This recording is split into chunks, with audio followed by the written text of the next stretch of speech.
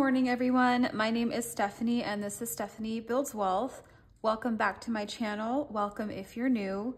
And on this channel, we are going to have open conversations about money, financial literacy, the psychology and the emotions behind why we do what we do, how our finances are where they are, and how we build wealth, because all those things seem to be gate-kept in this country with how finances and the lack of education tends to happen.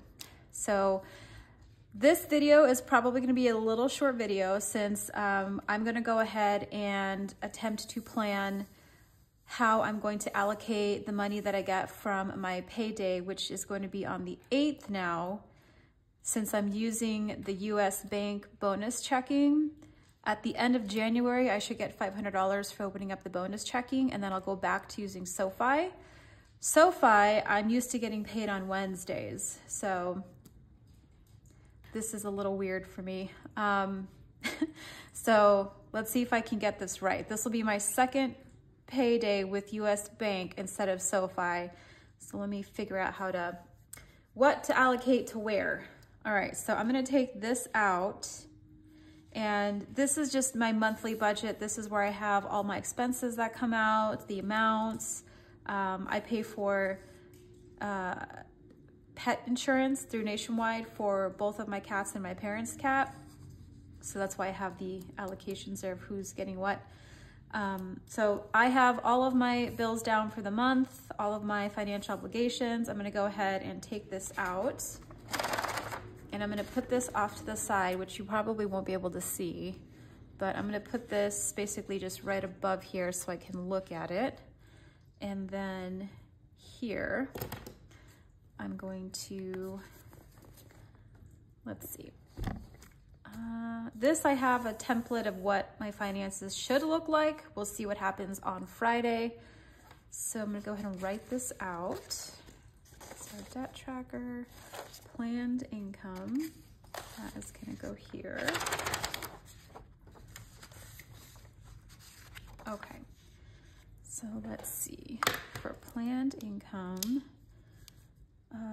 12.8, right, okay. That is so weird to get, when you're so used to getting paid on one day and then it changes and you know it's a temporary thing, your brain has to get with the program for a second there.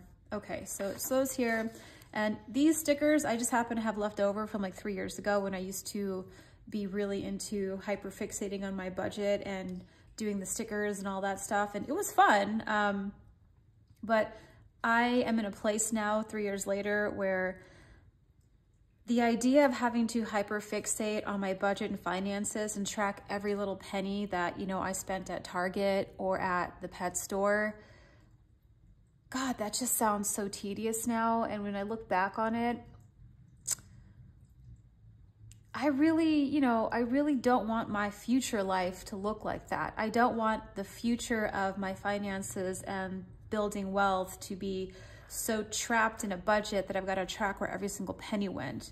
You know, there's a reason why we have allocations to things, you know? So when I allocate $250 towards groceries, I don't have to track where every penny of that $250 went because I've already allocated it to groceries. I don't need to break down how much was spent at Albertsons or a Whole Foods or a vending machine. Like that's just, it's too much. It's way too much. That's insane. That's just bananas to me. So my budget, as you'll see, is very simple. Now, because of the season in my life where my income is very tight right now with my outgoing expenses, there's not a lot of excitement happening in the budget. There's really no sinking funds. There's no cash stuffing. I don't really do cash stuffing. I usually put all my money in like digital sinking funds for the high yield savings. But I would like to do sinking funds eventually, and I would like to have everything automated again, and we'll talk about my plans for that. So I'm gonna go ahead and get started on this. All right, so December 8th, a Friday payday, it's weird. So 12, 8, and we'll just put 12.8. Description, this is going to be rollover from the previous payday. That's going to be day job. I don't have the extra revenue streams like I used to have, so this is pretty much just going to be day job for a little bit until I get those other things in play. And what was my rollover? It was 18 something, 1824. So 1824 income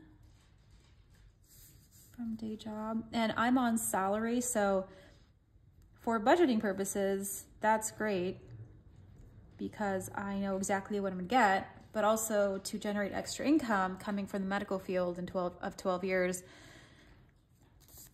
I know that I'll never make more than that no matter how much more I work. Whereas when I worked in medical, I could make triple, 4 times more in one paycheck easily by just working extra shifts, taking other people's calls, shift differential, working holidays, call time, drive time.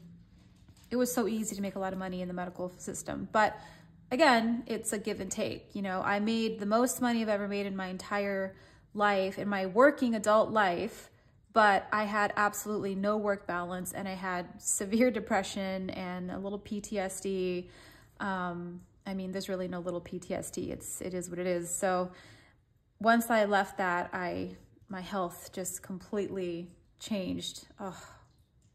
So I'll take the fixed income for a healthy work-life balance and, you know, no depression or nightmares. I'll take it. So let's see. I would like to eventually include my YouTube income and my residual income. I'm looking into affiliate marketing. I do have Etsy, but that is so sporadic now. I don't want to, my thing is I don't want to build revenue streams where I have to consistently physically be present. You know, like when you work at a job, you've got to work 40 hours a week. You got to be in a place and do X amount of work during the week. Or if you're working in Etsy and it's a physical product, you have to do the manual labor to make your products if you make them from scratch, or you have to source the products, or you have to factor in being present when delivery times are there, or dropping off items at the post office and manually packaging everything. And I want to get to a place now, 3 years later, that I can do more income with less time. I know that's what everyone's goal is. And there's people out there who will think that's ridiculous, but again, we live in the age of the internet. And if teenagers are out there making thousands to millions of dollars a month and a year using the internet, then there's really no reason why adults can't either. So my expectations might seem a little weird or unrealistic, but again, if a 12-year-old can make millions of dollars by putting on makeup and talking about TV shows, anyone can utilize that, okay?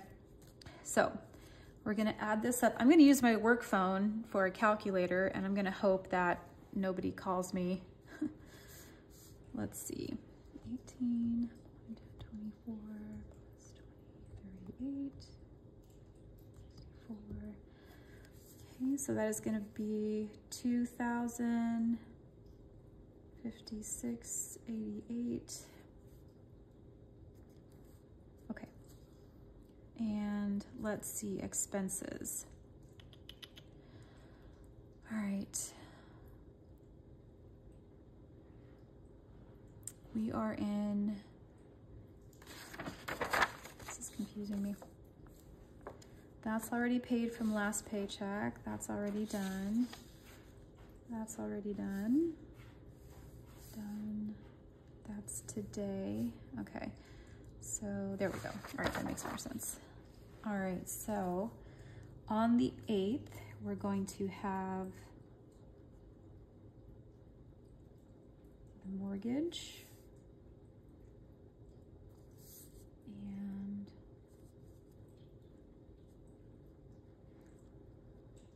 Squarespace. email. I have a notary business that I am going to stick out until the end of the year because I have an insurance policy that I absolutely cannot cancel until the policy's up for renewal. So until then, I'm keeping my notary email active should I get inquiries and messages for things. So let's see. This is due on the 6th. This is due between the 1st and the 15th. Note to self, if you're going to be, well, I guess note to you, but note to self, if you're going to be waiting towards the end of your billing period to pay your mortgage, I really caution you against that because there are times where companies take longer than the day to accept the payment. So you could pay it on the 14th and maybe that 14th lands on a Friday and they don't actually accept the payment till the following Monday, which is days later, and then you have a late fee. So be mindful of that, you know. When you're pushing it towards the last couple of days of the billing period, really be mindful of that so you don't shoot yourself in the foot. Okay, so the amount for my mortgage is going to be $994.88. The actual, that's the same. Is this auto pay? This is manual currently. We'll say this is fixed because it doesn't change on a month-to-month basis. It can change. If your escrow is short or there's an overage, your monthly payment will change. So it's fixed in the sense that it doesn't change. It doesn't fluctuate on a month-to-month basis. Squarespace, the amount. This is due on the, oh, you know what? I switched that up a little bit. This is due on the 8th, and the amount is $6. That's fixed. Auto pay, it is auto pay, and this is fixed. Okay, so let's see. Then we have, okay, we have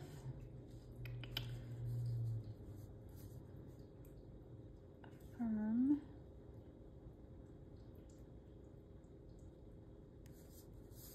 That is due on the 9th. The amount is $88.28. That's the actual. This is on auto pay and it is fixed. Okay, none of these are gonna clear obviously because we haven't paid them yet. So Mattress Firm is next.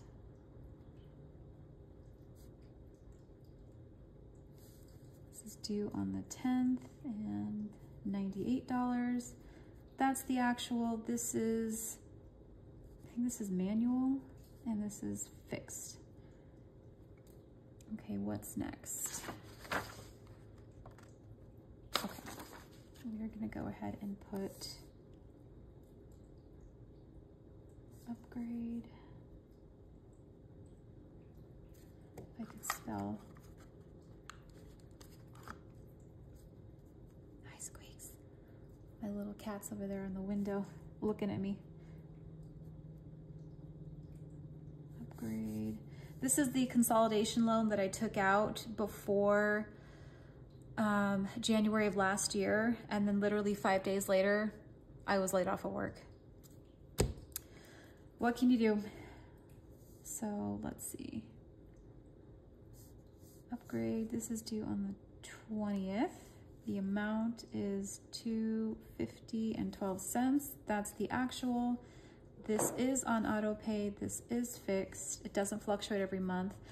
I can make extra payments to these things, but until I have more loose income, that's just not possible at the moment. But I'm very grateful that I can actually pay my necessities and I'm not in red and I'm not late on anything. So, you know, perception, right? Let's see, Colonial Life. That is due on the 20th. The amount is $93.11. That's the actual, that's on auto pay, and that's fixed.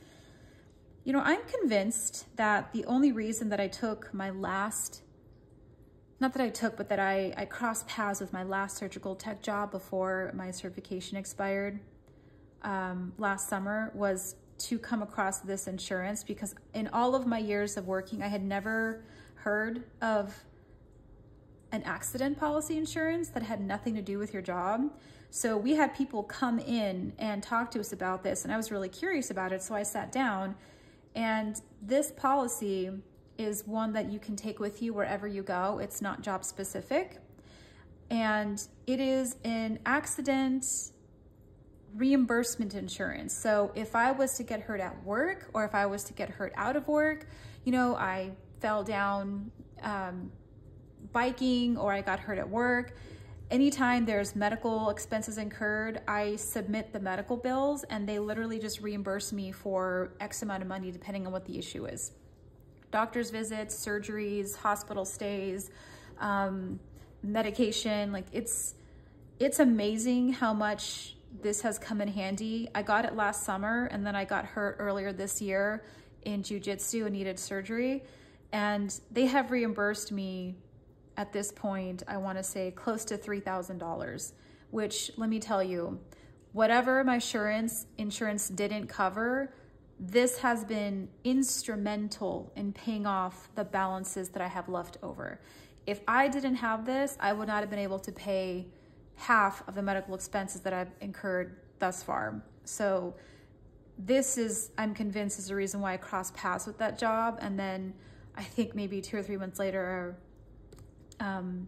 that experience, that was just enough. I just had enough, and I let my certification expire and never went back to the medical field. But this insurance, it is probably the best health investment I've made. Like it's the best. I can't say enough good things about it. Okay, and let's see, groceries. This is all food, so I'm just gonna put in all food. Due each payday. The amount that I have for myself, this is the minimum that I can do, is $250 per paycheck.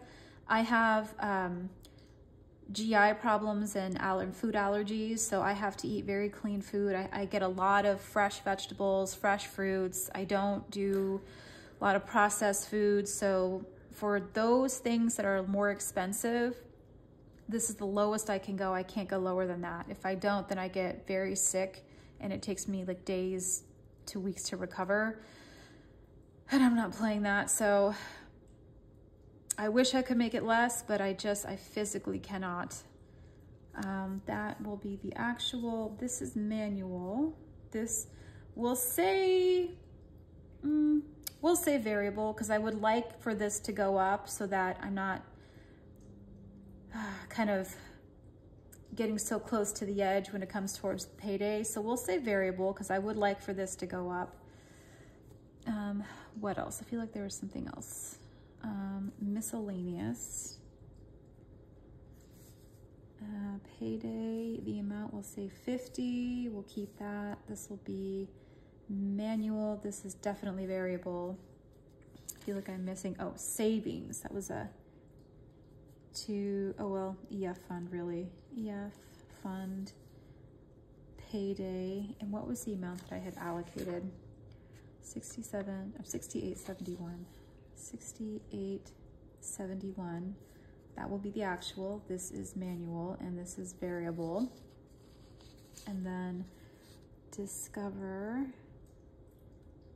2, payday, we'll say 100.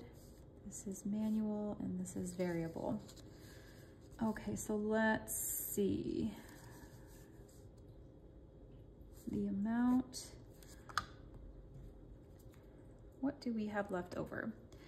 So we have from $2,056.88. We are taking the mortgage. Oh, that's going on the card. Oh, that's right. I'll pay that at the end of the month. Disregard. Sorry, my cat, I thought she was getting stuck in her litter box. This we're going to disregard because I forgot that I put that onto my credit card that I pay every payday. I don't manually pay that anymore. So disregard that. Okay, so mortgage, minus 8.28 minus 98 minus 250, 12 cents minus 93 minus groceries minus miscellaneous minus the emergency fund and 100. Okay. So that gives me a buffer of $63.78. Oh, I guess it's going. There we go.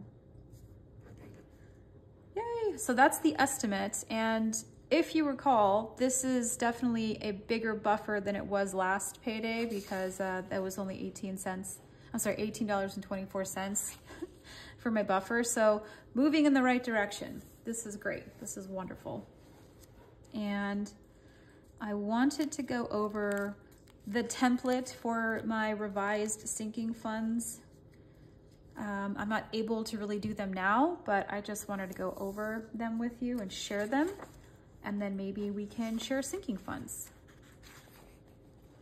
That was the debt. That's the expense tracker.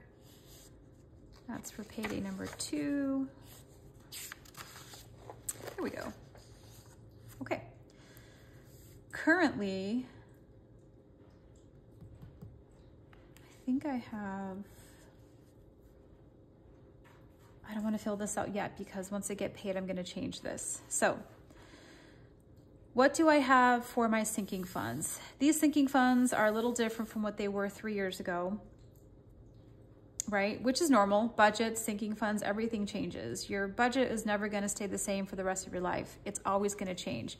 New goals will come up, new life events will come up, children will be born, activities will happen, hobbies will come into play, repairs will come into play, increase in income, decrease in income, loss of income will happen.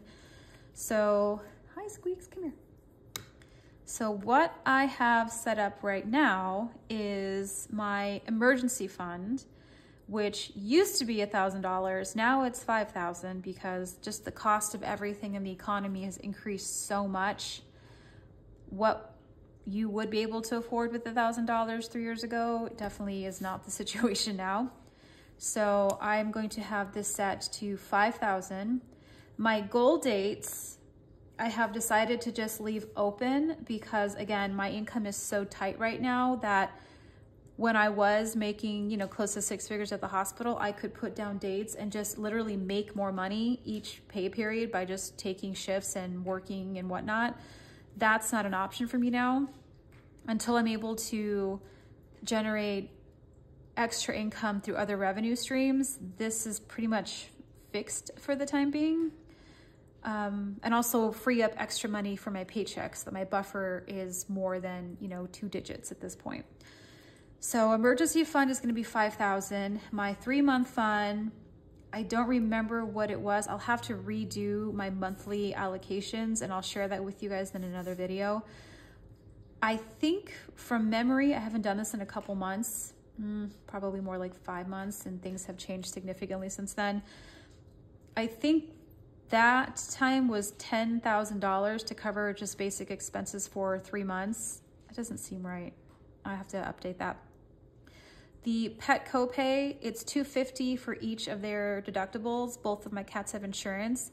And before you roll your eyes and you knock on pet insurance, let me just tell you, if you have pets, it is inevitable that they will get into some mischief, have some accident, eat something they're not supposed to eat, counter another animal and get hurt. It is inevitable.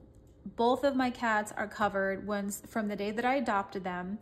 And I was very lucky in being able to take, when I worked at the hospital, there was a lot of benefits and they offered pet insurance at a discounted group rate for working with the hospital.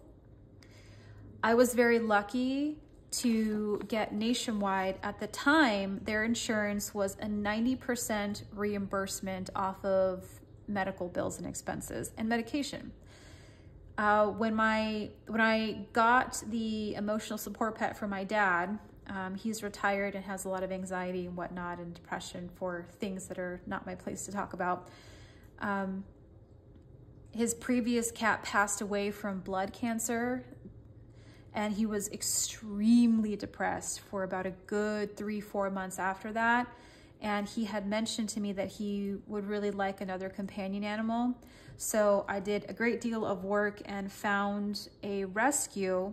Please adopt, don't shop, people. I found a rescue that met all of his criteria. He wanted an orange tabby with orange eyes and little orange toes and little pink toes. And I was able to find him a rescue tabby cat with the sweetest demeanor, and he is such a little chonky happy boy now. But as a gift, I didn't want, my parents are retired and they're on fixed income. So I wanted to go and take care of the adoption expenses. I wanted to take care of the food and the litter and get them insurance. So I cover not only my pet's insurance, but his cat's insurance. And at the time, I had Nationwide through the hospital, and it was a discounted rate because of the organizational discount. It was at 90% reimbursement. And so when I left the hospital, I was able to take the insurance for both of my cats. By the time 3 years later, I got the rescue cat for my dad, I called Nationwide and their rates had gone up significantly and their reimbursement went down quite a bit. So now the most reimbursement that they have is 70%, which is not great. And so I'm looking into getting a different policy with a different company. But I have my pet copay set up because it's only $250. After that, they cover 90% of expenses. And let me tell you, my little cats, I have one cat that's terrified of the outdoors. She won't go past really the sliding door of the backyard. And I have another cat who just loves to roam around the neighborhood and thinks everything is her playground. And the big cat, Mama's, she had some kind of illness or something that almost killed her. And thank God that this happened a year after I started working there and I had the insurance. And her vet bills came out to over $2,000, and this insurance reimbursed 90% of that. I only had to come out of pocket, I think maybe 500 bucks. So I will gladly pay my copay and I will pay my monthly insurance premiums for my cat, because there's a lot of times where people just don't have the money, the thousands of dollars up front, and they have cards maxed out or they have high balances and they can't put it on a card. Just let me tell you, you get a dedicated care credit card and you make that your backup so that when you have an illness for you or your pets, you can put it on the care credit card and then you submit your receipts and you get your reimbursement and then you pay it off. Amazing. I will never get rid of this. I know there are people there who think, why are you wasting money on your pets? You shouldn't be, that's just ridiculous. You could put, no, nope, dead stop. This handle's not for you if that's the situation. We're not doing that. Car registration. Last year, I believe this was around $370.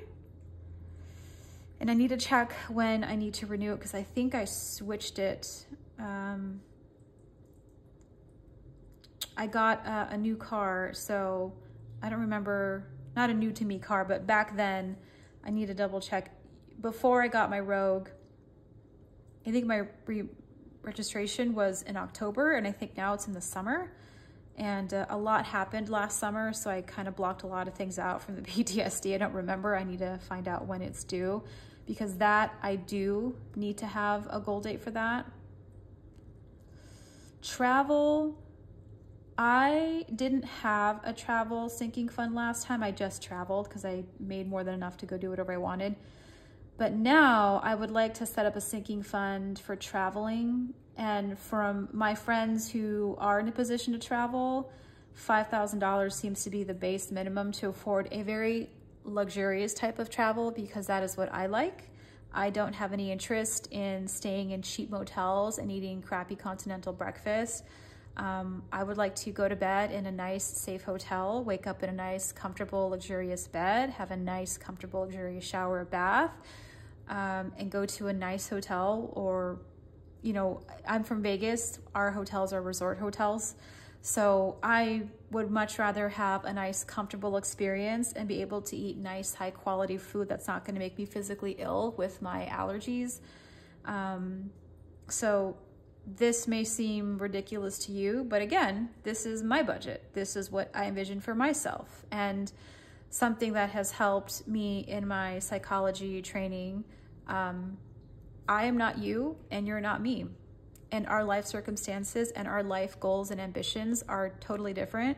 So what makes perfect sense to me may not make sense to you, and it doesn't have to make sense to you because it's not your life. And what happens in your life may not make sense to me, but that's irrelevant because we're not in each other's lives, right? You have your life and your goals and your aspirations, and I have mine.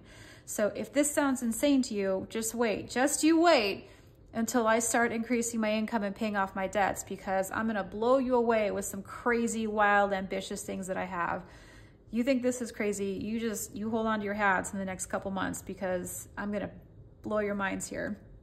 What I envision in this season of my life and moving forward to building my wealth and living a life of comfort and abundance and luxury, let me tell you, hold your horses.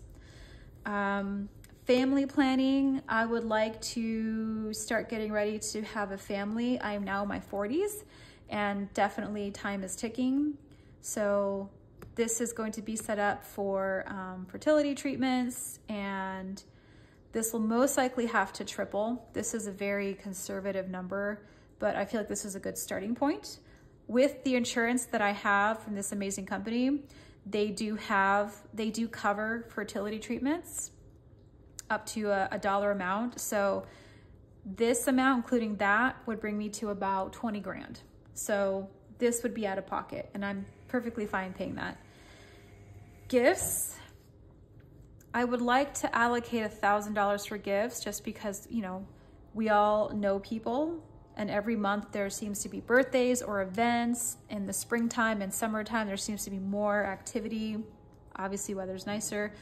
I would like to be able to give gifts. I also would very much like to, by this time next year, be able to adopt a few families in need and help them with their food or help them with their gifts, help them maybe with some education expenses or school costs. I have always really, really wanted to be able to give back, and that is a huge goal of mine, to be able to give back to my community. So this number, I promise you, this is gonna go up quite a bit. Home warranty, I switched home warranties for about a year because I got the monthly, what is the word? I guess like the monthly insurance payment for 20 bucks for the first year. And then after that, I think it goes to 40. In my previous company, I was paying 75 a month or 65 a month. It was 65 a month and they want to increase it to 75 a month. And I was like, you know what? No thanks. So I found a different warranty company.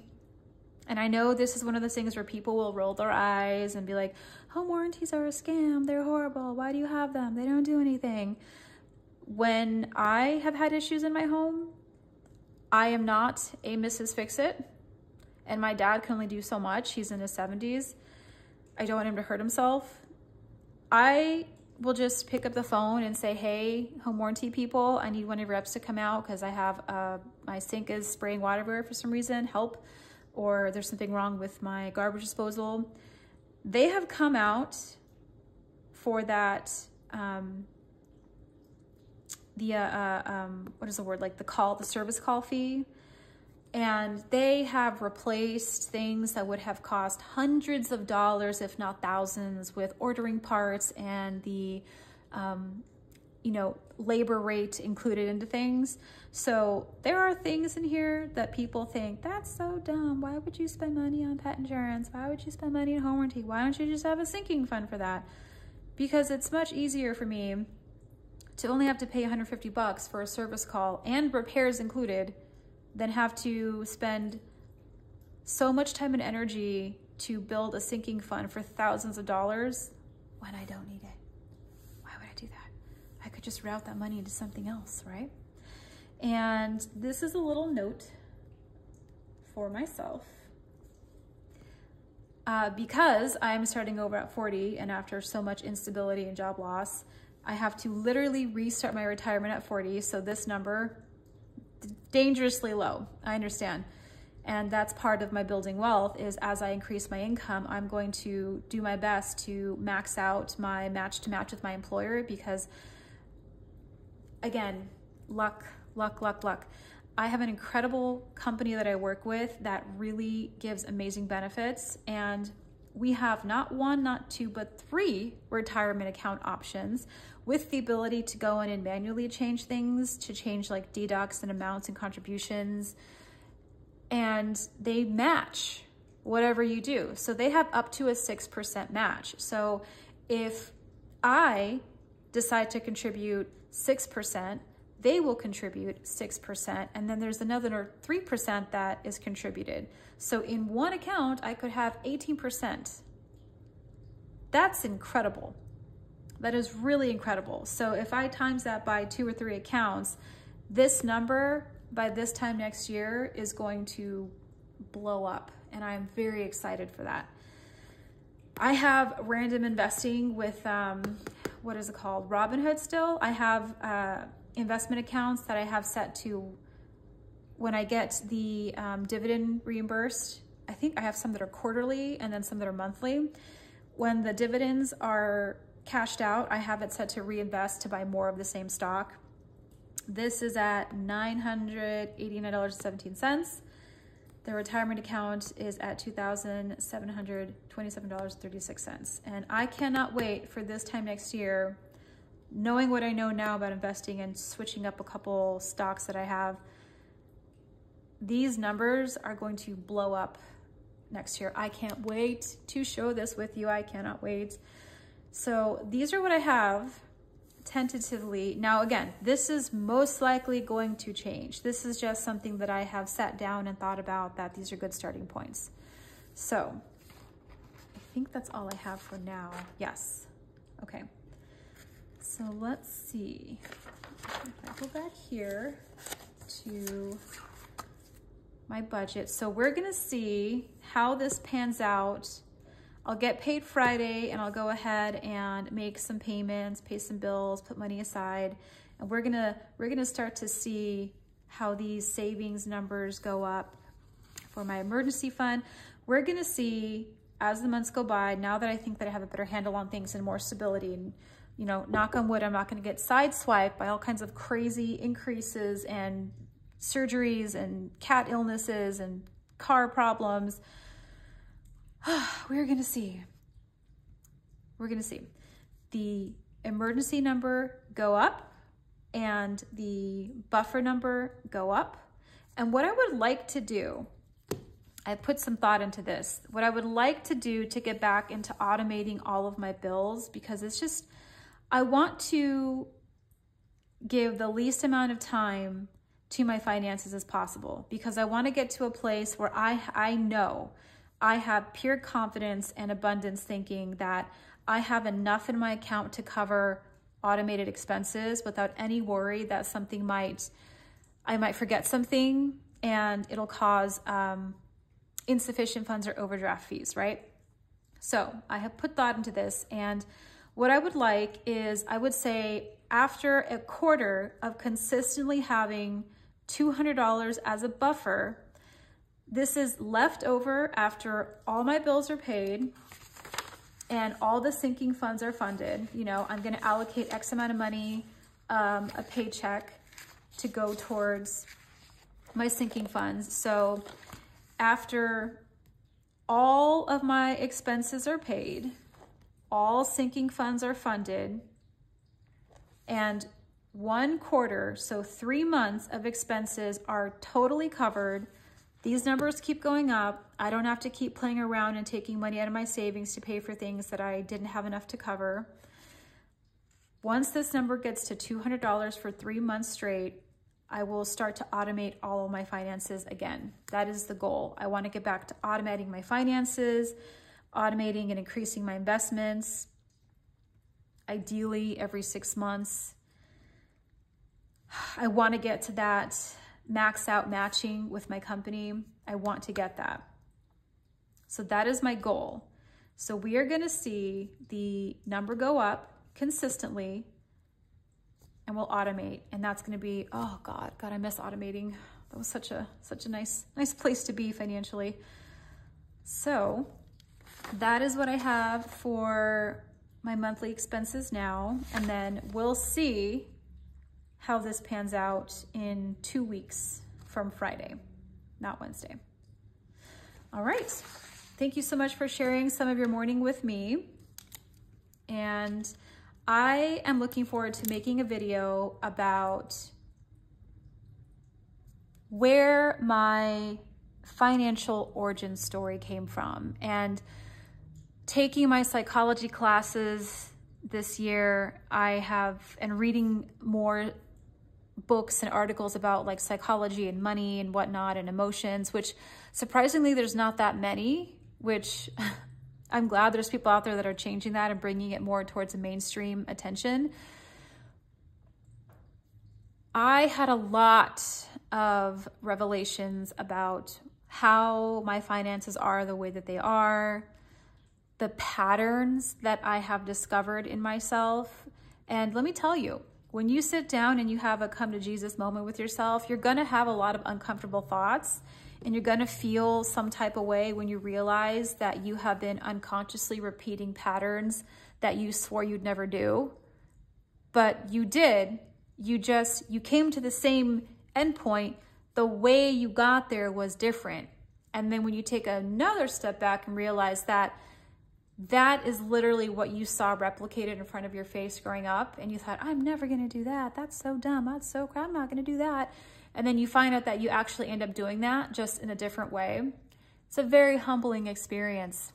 It's a very eye-opening experience. And I can't wait to share with you those revelations, because I know I am not the only one. There are billions of people on this planet. There are billions of people who grew up without any concept of what financial literacy was.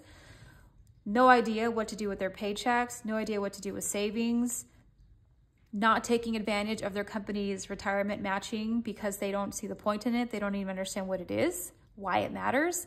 And then until you start having children, or you're thinking about having kids and starting a family, or you're getting close to retiring, suddenly, 2, 3, 4 decades later, it all makes sense. And then it's just too late at that point. So I can't wait to share what I've learned, and we can start having more conversations about money and finances, and pushing back against the ideology that it's some taboo thing and that we have to feel, dumb or stupid or silly about it. No, because let me tell you something. When I worked those 12 years in surgery, I was elbow to elbow, armpit to armpit, working with surgeons of all specialties, working with anesthesiologists. And let me not gatekeep something for you. I learned more about money and finances working in those OR rooms, because children who grow up in families that openly talk about money and investing and credit cards and how to leverage debt and leverage credit and leverage rewards to generate money and create businesses and wealth for their family, to those who don't grow up in those environments, these people, they're openly talking about deals they're thinking of making, accounts they're investing in, how they're able to invest in real estate, how they're able to invest in businesses. There were anesthesiologists who, let me tell you, of all the doctors I've worked with and all these specialties, anesthesiologists are some of the smartest business people. They are so savvy with investing and so savvy with making their money do more for them and their money making them more money. There's many of them over the years, but I remember there was one anesthesiologist that I know of, I'm sure there's many, who took out from his retirement to invest in a cannabis company when licensing was starting to be issued here in the state of Nevada. And he took out, I don't know, maybe half of his retirement No, that seems a little too much. I think what he said was maybe 50,000 from his retirement, and he invested it with other people. There was a partnership. They all bought in to building one of the cannabis companies here in town. And as soon as the licensing was issued and they won, they got one of the lotteries, they got one of the licensing issued to them, and they started building. Within 1 year, they tripled their money. And when I say they, I don't mean him specifically. Every single one of these people who partnered to put money into building this and getting the licensing and getting everything ready to go, all of them tripled their money within 1 year. People who don't grow up with exposure to ideas and concepts like that, that never existed for them. They don't even know that that was possible. They had no clue, right? You can make money from that? How? And these are things that I want to share with you because it is stunning to me, the difference between children who grow up in families where the parents actively talk about money, talk about financial literacy, teach their children financial literacy, include their children in conversations of family planning and where money is allocated, how to make more money. These are the people who learn that in order to really become wealthy and make your own money and be your own boss, when you hit the age to, like, say you're 16, from a family that has that type of education, that financial literacy education, to a family that doesn't, when they hit 16 and they get their job, the family that grew up with financial literacy and education, their kids are going to actually make businesses and have other people work for them, versus the family that grew up without the education. When they hit 16, they're going to be applying for jobs that those kids, for businesses that they're making. And it's just going to be like, they're going to be working. The family with no financial understanding and literacy is going to end up applying for jobs to these families' kids who grew up and are starting the jobs. It's stunning to me. It's stunning to me. And I noticed this in my own family growing up. The concept of how to make money when you became a teenager was go get a job.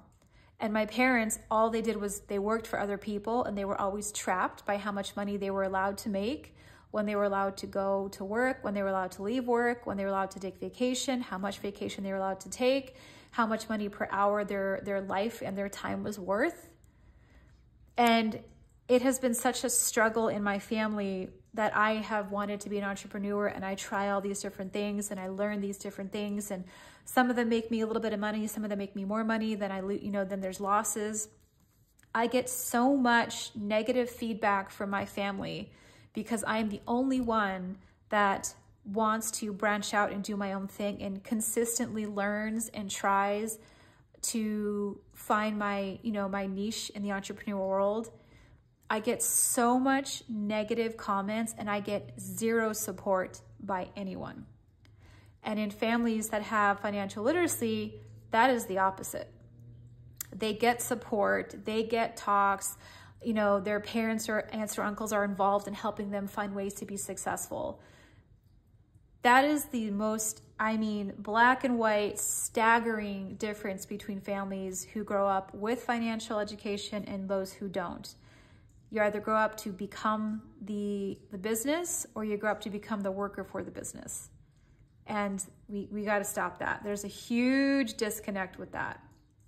So thank you so much for spending part of your morning with me. I hope you have an amazing Tuesday, is it? Yes.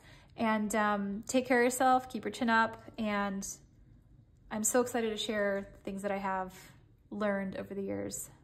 So take care. We'll talk soon.